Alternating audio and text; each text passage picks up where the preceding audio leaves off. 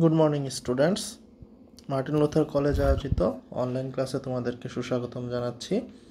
আমি মোহাম্মদ রাকিবুল হাসান, তোমাদের বায়োলজি সাবজেক্টের প্রভাষক। লাস্ট ক্লাসে আমরা কোষ এবং এর গঠনের মধ্যে ক্রোমোজোমের গঠন সম্পর্কে বেশ কিছু টপিক পড়েছিলাম। আজকেও আমরা ক্রোমোজোমের গঠন, রাসায়নিক গঠন, এর বিভিন্ন উপাদানের যেই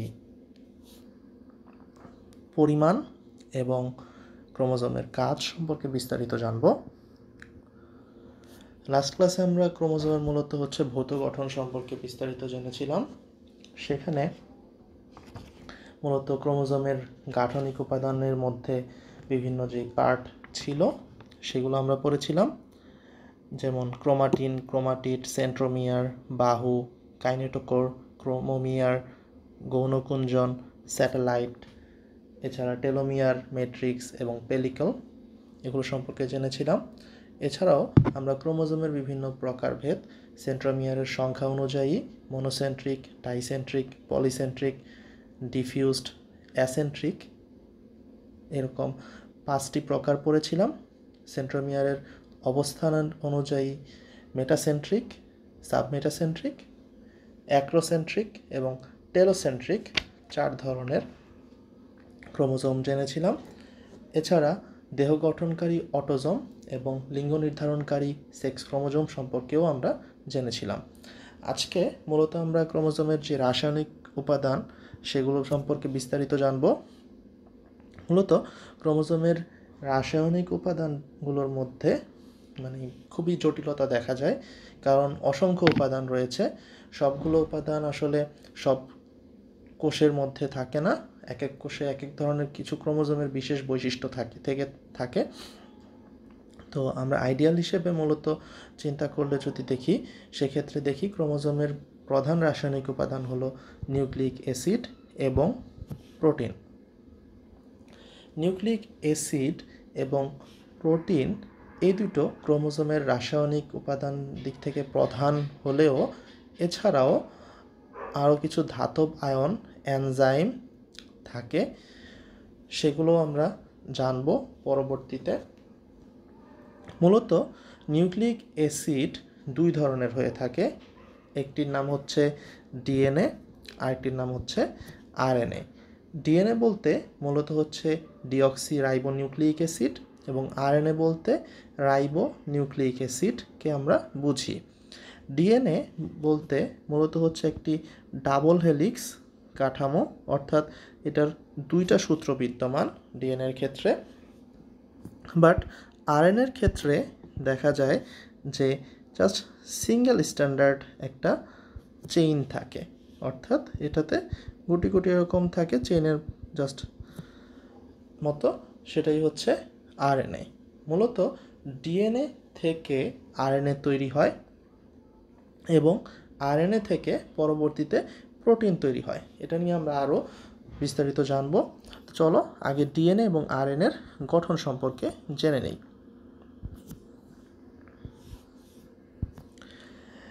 ডিএনএ বলতে ইলাবোরেশন করলে আমরা বুঝি ডিঅক্সি রাইবোনিউক্লিক অ্যাসিড। মূলত একটা ক্রোমোজোমের প্রায় 45% উপাদানই হলো ডিএনএ। ডিএনএর যদি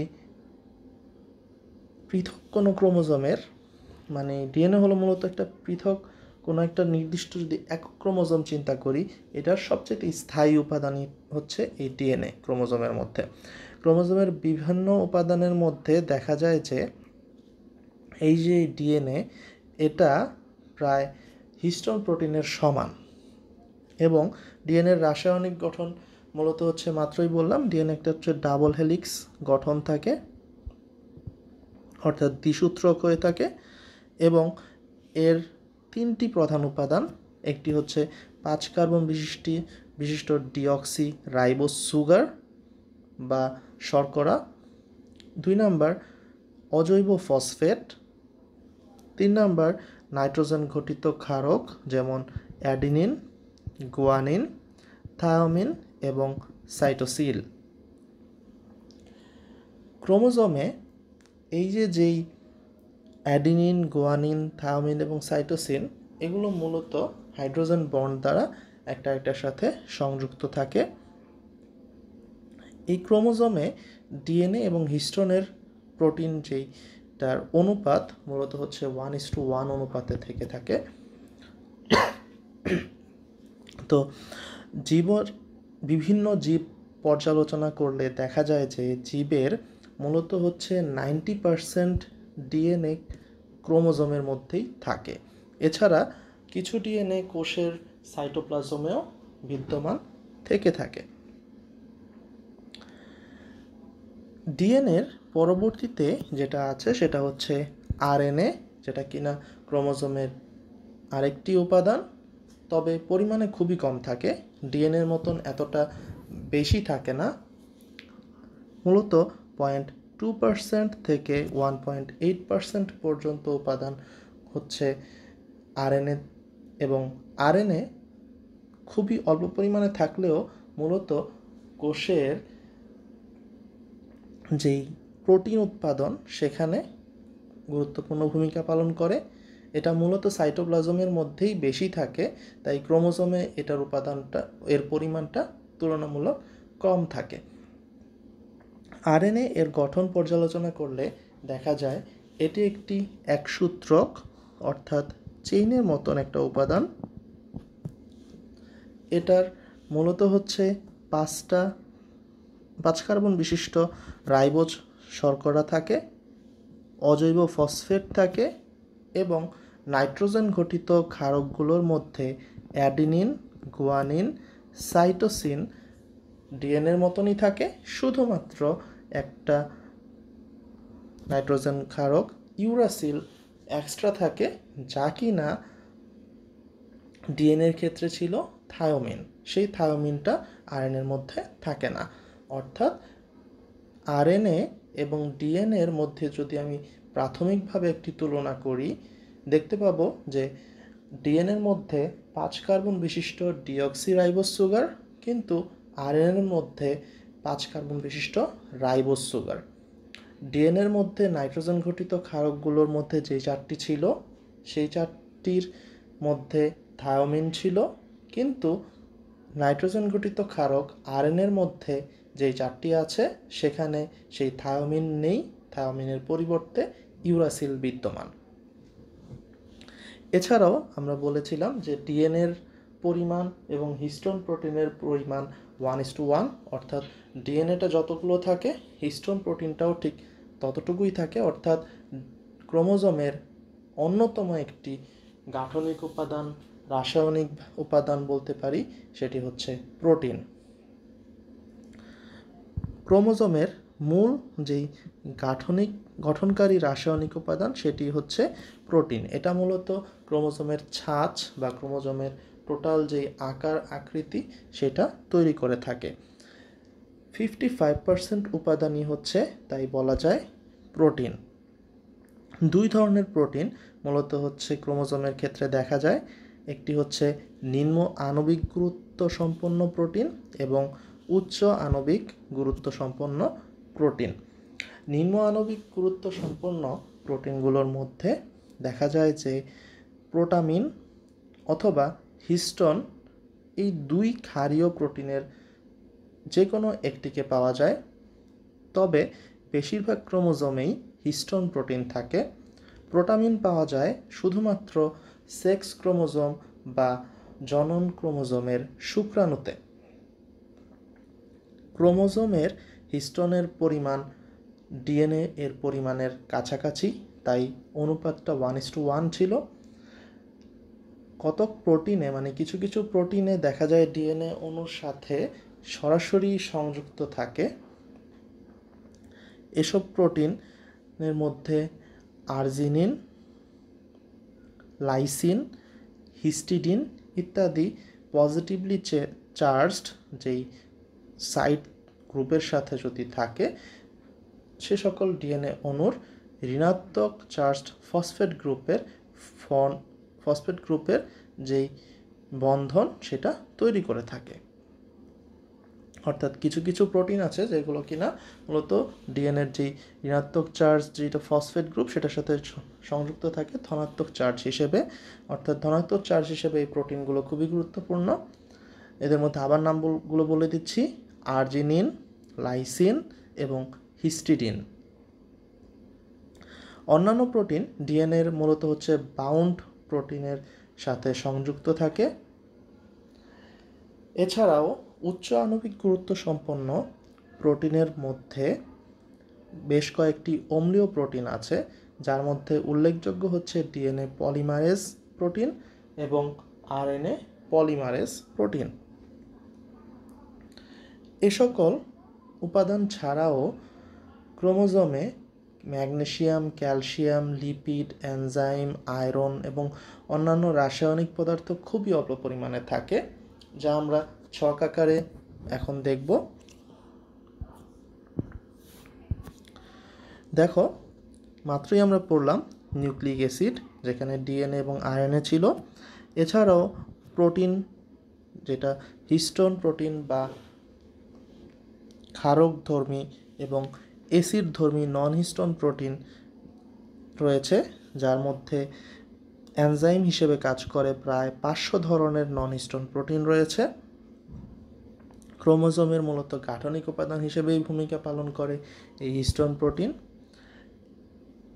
এছাড়াও দেখা গেছে এখানে হিস্টোন প্রোটিন 1, 2, 3 এবং 4, 2 এর মধ্যে আবার ক্লাসিফিকেশন এ এবং বি দুইটা রয়েছে, অর্থাৎ অনেক ধরনের প্রোটিন বিদ্যমান এই ক্রোমোজোমের মধ্যে। এছাড়াও ধাতব আয়নের মধ্যে ক্যালসিয়াম আয়ন এবং আয়রন 2 আয়ন খুবই গুরুত্বপূর্ণ। এনজাইম হিসেবে ক্রোমোজোমের রাসায়নিক গঠনে রয়েছে ডিএনএ পলিমারেজ, আরএনএ পলিমারেজ এবং নিউক্লিওসাইড ট্রান্সফারেজ। এই ছিল ক্রোমোজোমের মূলত রাসায়নিক গঠন, যেটা ছক আকারে খুব সহজভাবেই তোমাদের বইতে উল্লেখ করা আছে, আর বাকিগুলো আমরা বিস্তারিত পড়লাম। চলো ক্রোমোজোমের যেই কাজ এবং কোষ বিভাজনে ক্রোমোজোমের যে সবচেয়ে গুরুত্বপূর্ণ ভূমিকা সেটা সম্পর্কে আলোচনা করি। ক্রোমোজোমের কাজের মধ্যে প্রথমেই বলা যায় ক্রোমোজোম হচ্ছে বংশগতির ধারক এবং বাহক। আমরা ক্রোমোজোমের সংজ্ঞাতেই দেখেছিলাম, প্রথমেই বলেছিলাম ক্রোমোজোমের প্রথম বৈশিষ্ট্যই হচ্ছে, বা প্রথমভাবে সংজ্ঞায়িত করার প্রথম যেই বৈশিষ্ট্যই আনা যায় সেটা হচ্ছে সে বংশগতির ধারক এবং বাহক। কারণ ক্রোমোজোমে মূলত দেখা যায় যে ক্রোমোজোমের সংজ্ঞায় আমরা বংশগতির ধারক এবং বাহক বলার অন্যতম কারণ হলো ক্রোমোজোমই একমাত্র উপাদান যা কিনা এক বংশধর থেকে অন্য বংশধর এবং তার পরবর্তীতে যতগুলো বংশধর আসবে সবগুলোতেই এই ক্রোমোজোমটা বহন হয়ে থাকে। তাই ক্রোমোজোমকে বংশগতির ধারক এবং বাহক বলা হয়ে থাকে। চিন্তা করে দেখি যে আমাদের দাদা, তারও দাদা বা তারও বাবা মধ্যে যেই বৈশিষ্ট্যটা সেটি কিন্তু আজকে আমাদের মধ্যে ফুটে উঠেছে, আবার পরবর্তীতে আমাদেরই কিছু বৈশিষ্ট্য আমাদের পরবর্তী প্রজন্মে, অর্থাৎ তারও পরবর্তী প্রজন্মে এটা বাহিত হবে। এই বহন করার জন্য যেই উপাদানটা সবচাইতে বেশি কাজ করে সেটিই হচ্ছে ক্রোমোজোম। তাই ক্রোমোজোমকে বংশগতির ধারক এবং বাহক বলা এটা খুবই যুক্তিযুক্ত, কারণ এটা বংশ পরম্পরায় জীবের বৈশিষ্ট্য ধারণ করে, বহন করে এবং স্থানান্তর করে থাকে।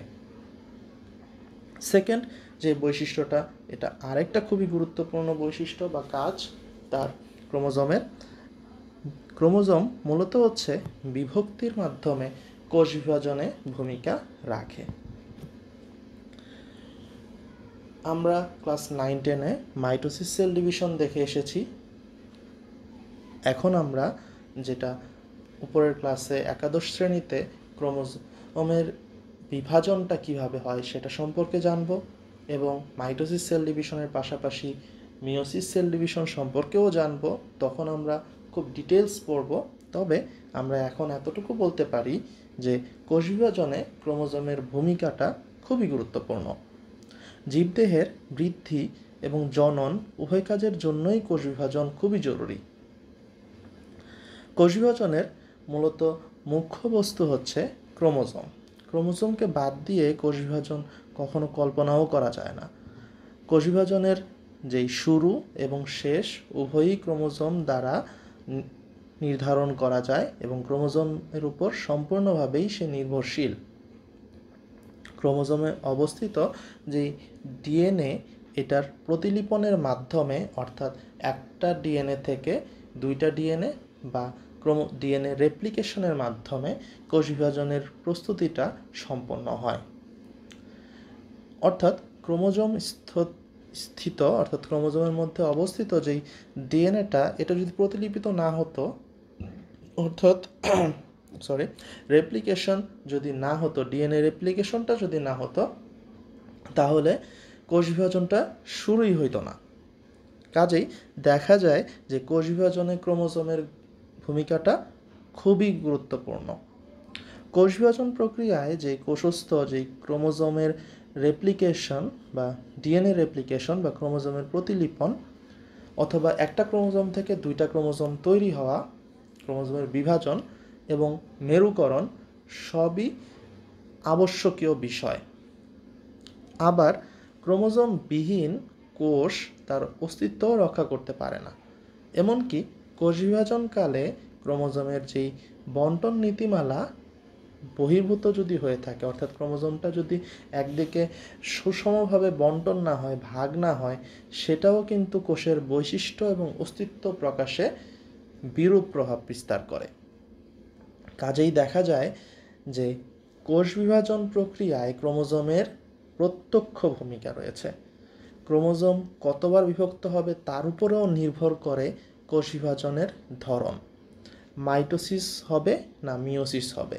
মূলত দেহকোষে মাইটোসিস সেল ডিভিশন হয়, যার ফলে একটা ক্রোমোজোম থেকে যদি দুইটা ক্রোমোজোম হয়, দ্যাট মিন্স দুইটা অপত্য কোষের সৃষ্টি হবে।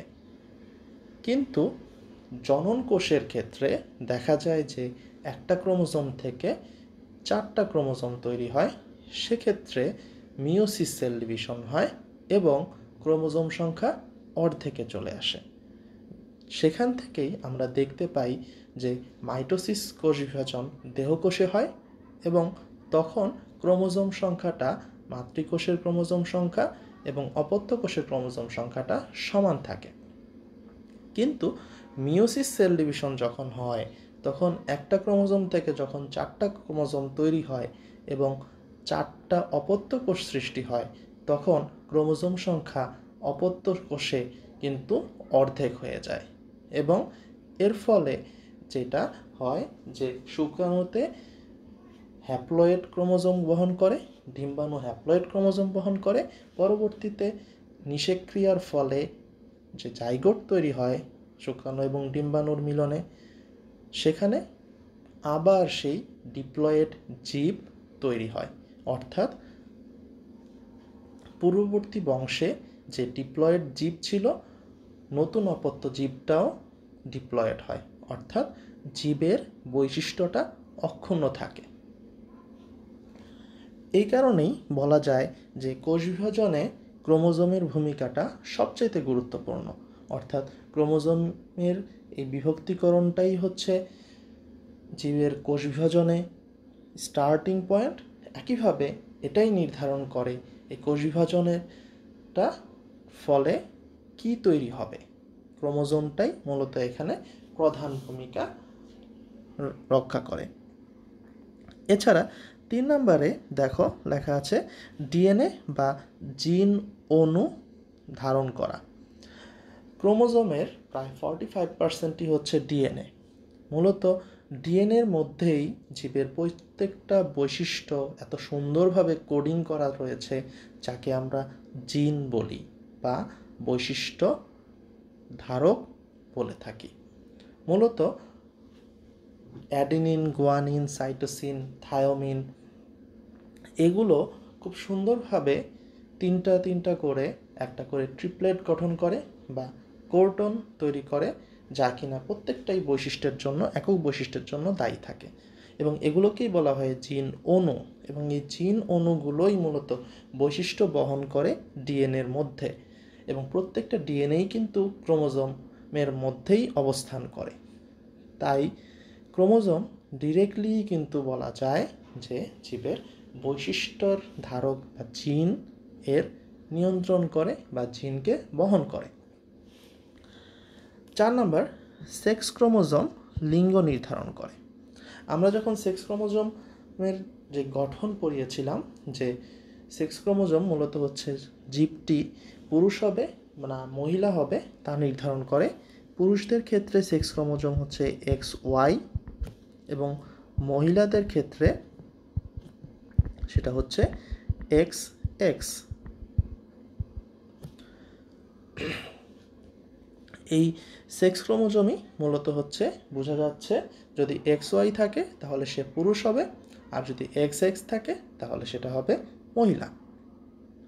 একইভাবে জীবনের ব্লুপ্রিন্ট হিসেবেও সে কাজ করে। একটা জিনিস দেখি, ব্লুপ্রিন্ট মূলত হচ্ছে যে কোনো একটা কনস্ট্রাকশন অথবা হচ্ছে যে কোনো একটা অঙ্গের বলা যায়, অথবা অঙ্গসংস্থানের বলা যায়, বা যে কোনো একটা ইনস্টিটিউশনের বলা যায় একেবারে মূল ভিত্তি বা মূল কাঠামো, যেটা দিয়ে আমি সম্পূর্ণ অবকাঠামো বা দৈহিক গঠনের সম্পর্কে ধারণা নিতে পারি। এবং এখানে যেহেতু বলা হয়েছে যে ক্রোমোজোমই হচ্ছে জীবনের ব্লুপ্রিন্ট, দ্যাট মিন্স ক্রোমোজোমের মধ্যেই একটা জীবের কোথায় কোন অঙ্গ থাকবে, কোথায় কোন অঙ্গ কিভাবে থাকবে, গঠনটা কি হবে, তার অতি আণবিক গঠন কি হবে, অতি পারমাণবিক গঠন কি হবে, ইভেন বলা যায় তার বৈশিষ্ট্য প্রকাশের ধরন কীরকম হবে, তার ব্যবহার কীরকম হবে, তার কাজ কীরকম হবে, সম্পূর্ণ কিছুই কিন্তু এই ক্রোমোজোমের মধ্যে কোডন করা থাকে বা সুন্দরভাবে লিপিবদ্ধ করা থাকে।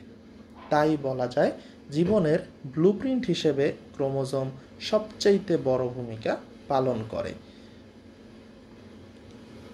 একটা মানুষের ক্রোমোজোম অবশ্যই অন্য একটা প্রাণীর ক্রোমোজোমের সাথে মিলবে না, আবার অন্য একটা প্রাণীর ক্রোমোজোম মানুষের ক্রোমোজোমের সাথে মিলবে না। অর্থাৎ প্রত্যেকটা জীবনেরই ব্লুপ্রিন্টের হিসেবে যেই ক্রোমোজোম কাজ করে একটা থেকে পৃথক, এবং জীবনের ব্লুপ্রিন্ট হিসেবে তাই ক্রোমোজোমের কাজটা অনস্বীকার্য, এটা স্বীকার করে নিতেই হবে।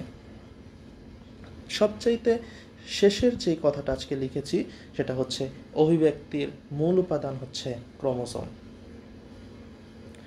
অভিব্যক্তি বলতে আমরা আসলে কি বুঝি? অভিব্যক্তি হচ্ছে মূলত হচ্ছে একটা জীব তার কি বৈশিষ্ট্য হবে, সে কীভাবে কোন বৈশিষ্ট্য প্রকাশ করবে, তার ফিজিওলজি বা মরফোলজি কী হবে, সে কি আদৌ মানুষ হবে না অন্য কোনো প্রাণী হবে, সেটা মূলত নির্ধারণ করে ক্রোমোজোমের সংখ্যা এবং গঠন। যেমন মানুষের 23 জোড়া ক্রোমোজোম আছে, এবং এই 23 জোড়া ক্রোমোজোম কিন্তু শুধুমাত্র মানুষেরই আছে, অন্য কোনো জীবের ক্ষেত্রে কিন্তু বা অন্য কোনো প্রাণীর ক্ষেত্রে এই 23 জোড়া ক্রোমোজোম থাকে না। অর্থাৎ 23 জোড়া ক্রোমোজোম আছে বিধায়ী সে কিন্তু মানুষ। আবার আমরা যদি একটা কবুতরের কথা চিন্তা করি, তার প্রায় 40 জোড়া ক্রোমোজোম থাকে। একটা খরগোশের কথা চিন্তা করি, তার 22 জোড়া ক্রোমোজোম থাকে। একটা ইঁদুরের কথা চিন্তা করি, তার 20 জোড়া ক্রোমোজোম থাকে। অর্থাৎ আমরা দেখতে পাচ্ছি ক্রোমোজোমের এই যে সংখ্যা, এটাই মূলত একটা জীবের অভিব্যক্তিটা প্রকাশ করে, অর্থাৎ জীবটা কী জীব হবে। একইভাবে তার যে গঠন, তার ভেতরে যে বৈশিষ্ট্য, এটা দিয়েই কিন্তু বোঝা যায় তার যেই মরফোলজি বা ফিজিওলজিটা কী হবে, তার নাক কয়টা হবে, চোখ কয়টা হবে, আঙ্গুল কয়টা হবে, মুখটা দেখতে কীরকম হবে, তার চুলটা কীরকম হবে, স্কিন কালার কী হবে, মূলত হচ্ছে সমস্ত বৈশিষ্ট্যই কিন্তু এই ক্রোমোজোমের মাধ্যমে প্রকাশ পায়। তাই বলা যায় ক্রোমোজোম ওই ব্যক্তির মূল উপাদান হিসেবে খুবই গুরুত্বপূর্ণ ভূমিকা পালন করে। আশা করি আজকের ক্লাসটা বুঝতে পেরেছ। যদি কোনো কোশ্চেন থেকে থাকে অবশ্যই কোশ্চেন করবে এবং কমেন্ট বক্সে তোমাদের নাম এবং রোল নাম্বার লিখতে ভুলবে না। এটাই তোমাদের উপস্থিতিটা নিশ্চিত করে এবং আমার ক্লাসের নেওয়ার যে সার্থকতা এর মাধ্যমেই প্রকাশ পায়। সবাইকে সবার সুস্থ দেহ কামনা এবং সুস্থ মন কামনা করে আজকের ক্লাস এতটুকুই। যারা কষ্ট করে ক্লাসটা করেছো তাদেরকে অসংখ্য ধন্যবাদ দিয়ে আজকের ক্লাস এখানেই শেষ করছি। সবাইকে অসংখ্য ধন্যবাদ।